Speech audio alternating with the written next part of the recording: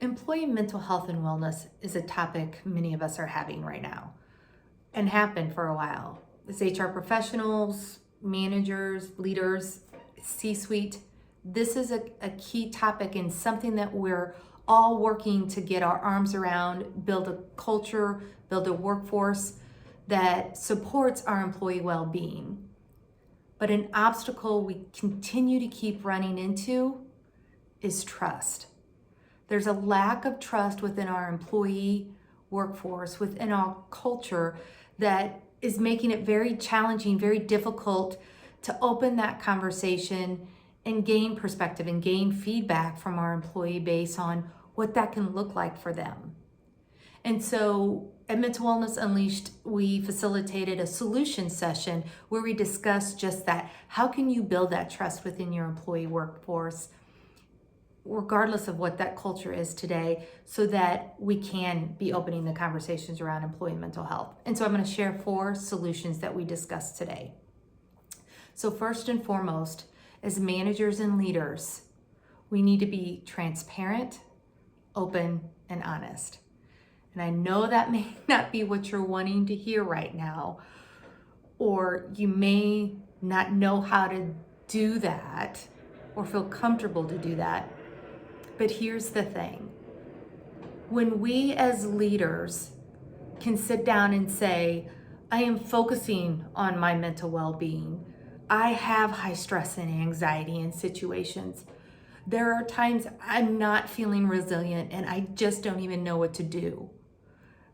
As a leader, as a manager, I've been on the edge of burnout. When we can be honest with ourselves and honest with our employees, that gives our employees that permission to do the same. And believe me, I understand this feeling of, if I am too vulnerable as a leader, my team is going to look at me as though I'm not as credible, or I'm not as strong as a leader. I'm not as competent to do my job. And that is a myth. That is a misconception. There is data, there is research, feedback over and over and over from our employees that the more that they see their managers and their leaders as human, the more that there is trust built.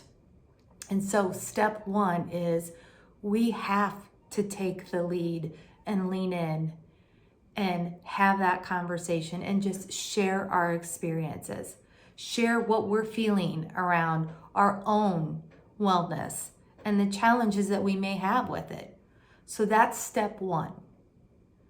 And then step 2 is keep it simple. Conversations around mental health and well-being and employee well-being does not need to be overly complex. In fact, it could be holistic.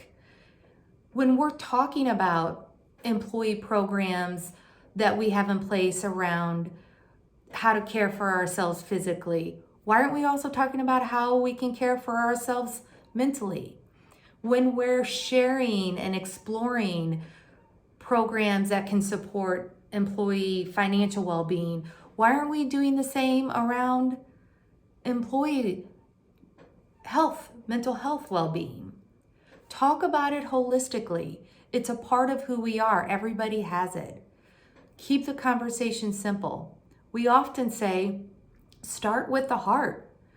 Start a conversation that says, as a leader, I really want to focus on creating a team that feels mentally strong, that has that mental agility, that can care for their well-being and have self-care.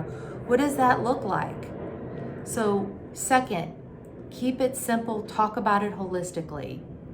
And third, we have to model the behavior that we want our employees to be able to do. We've got to do more than just talk about it. We have to practice it.